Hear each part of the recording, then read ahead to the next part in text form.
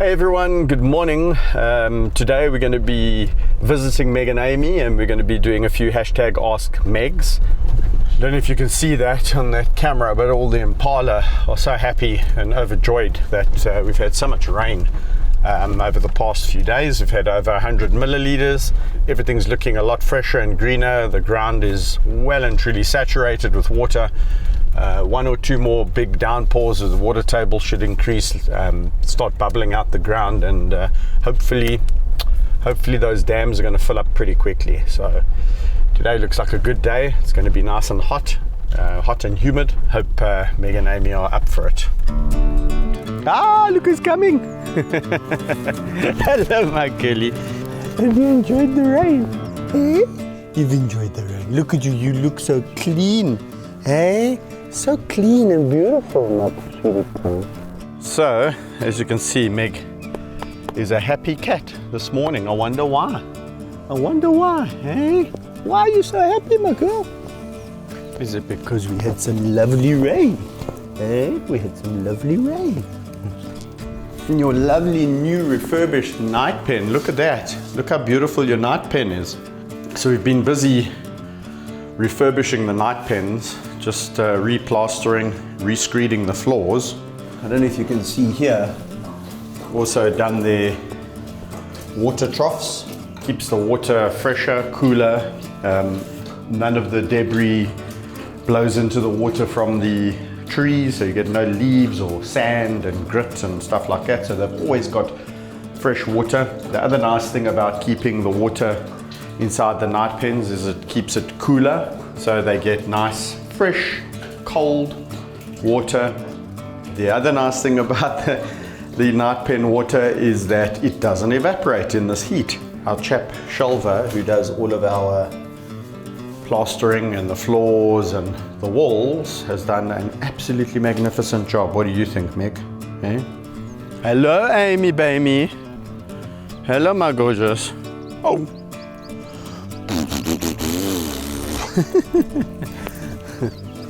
So as soon as Aimee tries to come and give me some love, the Meggy naughty Meg blocks her. So Aimee eventually just gives up and goes and relaxes there in the shade. It looked like it was actually going to be quite a hot day, but it's now getting overcast again, which is great. It's a little bit cooler. But the lions got fed yesterday, so they are chilled. Meg and Aimee are not very energetic, and it's probably the perfect time to be asking a few hashtag Ask Megs. First question comes from Nathaniel Ribner, New York, and the question is, if lions go extinct and I don't breed lions, we all know that at the sanctuary all the lions are spayed. So the question is if I don't breed lions, how do I expect lions to survive? Habitat reclamation is a goal, but what happens if there's no breeding? What next? Oh, please don't leave. Oh, Maggie. Oh, she's already bored of this. Anyway, let me answer this question while Meg just resettles over there, and then we'll go there and see if she's happy for me to settle there. Difference between the problem that captive lions are facing and the wild lions. You correctly state the aim is to preserve and protect habitat. If we can preserve and protect habitat and leave lions and other animals to do what they would naturally do, they will bounce back quite quickly. We see this with lions, wild lions, that if you take away the pressures applied to them, they know what to do. So what is the biggest threats that lions in the wild face? It's habitat loss, and with habitat loss comes the conflict with humans, because the more pressure that lions are put under, and as the habitat shrinks and humans push into these wilderness areas, grazing their cattle, etc., or even chopping up land for agriculture, lions are put under pressure. And in turn, this causes conflict with the people. And obviously the lions come off second best. So if we can take away these pressures and we could protect the habitat, and obviously get prey species to increase and flourish, then lions are cool. They will bounce back by quickly. If we continue to allow habitat to be degraded and we don't reclaim habitat and protect it, and the numbers continue to diminish, the issue with breeding lions up in a captive environment is great. Where are we going to put them once we have this surplus, which we in fact do have at this point in time in captivity? But even so, where would we put these lions if the habitat is no longer available? So, the reality is that, before you can put lions somewhere, or before you're breeding up lions to put somewhere, you need to make sure that that habitat is restored. If lions have disappeared from an area, and we look at it carefully, we see maybe there's been prey depletion due to poaching, the bushmeat trade, subsistence poaching for food, whatever it is, or we see that humans have encroached on those habitats and now the lions have been pushed to the fringes, or so these are all the things at play. If we can, hello Aimee, my gorgeous. Now you're going to be part of this hashtag Ask Aimee, hey? First and foremost, we need to protect the habitat, and then we can start looking at putting back the lions. Now, as I sit here speaking to you now, we still have enough wild lion numbers to be able to repopulate habitats throughout Africa. There's no shortage of lions in certain areas, because you must remember, in certain countries lions are actually doing okay. It's only in certain territories or certain habitats where lions are really being decimated. For example, in South Africa, our lion numbers, our wild lion numbers, are relatively stable. Ooh, Aimee agrees with that. So at this point in time, there's no real reason why one would be breeding up captive lions or lions in captivity to repopulate wild areas.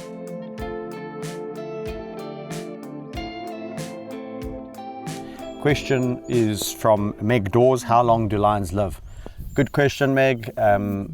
There's a couple of things to consider, and we need to first address whether you're talking about a lion living in captivity or a lion living in the wild. So let's start with lions in the wild. Lions in the wild, females and males have different lifespans. A male in the wild would be doing well between the age, if he got to the age of about 10 to 13. So anywhere between that age is a good innings for a lion in the wild, male. Male lions live very fast-paced lives, hard. They come in when they're young, 4 years of age, 4 or 5 years of age, take on a pride of their own when they're strong enough, fit enough to do so. They would then breed with the females within that group, obviously coming in, chase away all the younger males or kill the cubs from previous males, breed and try and remain in control of that pride for as long as possible. But as you can imagine, it's a hard life and they lose condition quickly, and the younger, fitter, stronger males will come in and ultimately kick them out. So if you can imagine at 5, 6, if they get that tenure over a pride, maybe they get to hold on to that pride for 2, 3 years. So that puts them at 9. They get ousted. Really, condition is not good at that age. They're getting old. They don't have the quality of food. They also don't have the fitness. So maybe 9, 10, 11, maybe they hang around on the fringes of the pride if they're tolerated by that pride. And so you can imagine 10, 11 and 12 good innings. Whereas females or lionesses in the wild, because they have the security of the group, so generally in a lion pride, it would be made up of related females, and they will stay within their natal pride till the day they die. And we see ages anywhere between 15, some even up to 18 in the wild of lionesses. So there's a big difference between lion and lioness in the wild. In captivity, obviously the males don't have the same pressures that they would have in the wild. So we see the ages between male and female being similar. So thank you for that question. I think it was from Meg. Meg's just answered your question, Meg. Why you turn your back on me like that, eh? It's so not nice of you, my darling. Mwah. She's giving us the cold shoulder today. Yun Yong On. Sorry, On. I hope I got that right. South Korea. From South Korea. Wonderful. A message for hashtag Ask Meg from South Korea. How do lions get to mate?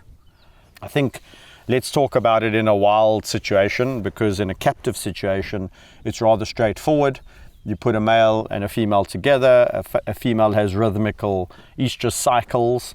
When she comes into estrus, the male will pick that up. He'll sense that, he'll smell that, and then he will shadow her wherever she goes. So he'll take possession over her. And he will get very aggressive. He won't eat, but he will mate with her all the time, literally every 15-20 minutes for 3 to 5 days until she is fertilized, and then the mating will stop. Obviously, if she falls pregnant, and 110 odd days later, cubs are born, anything between 1 and 6 in the litter. Hey. All right, guys, so I hope you enjoyed that installment of hashtag Ask Meg.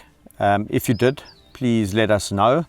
I love answering your questions. It's great to get to spend time with these wonderful animals. So please do keep the questions coming, and stay tuned to LionWhispererTV. If you are not following us on the other social platforms, Instagram and Facebook, it's LionWhispererSA. We now release the normal videos, the free-to-air videos, so to speak, where you guys can join the channel and get have access to all these videos. Those get released still on a Friday, and what we're doing is we're releasing the members videos on Mondays. That's just to break it up a bit. You join members, and for a nominal reoccurring fee per month, you help us to be able to go out into other areas and film new interesting content, also more in-depth. And most importantly, you're going to be helping me with my mission, the mission to spread awareness about the plight of lions in captivity and in the wild. It's gone from strength to strength. So thank you guys for helping me with my mission. Really appreciate it. And until next time on LionWhispererTV, bye.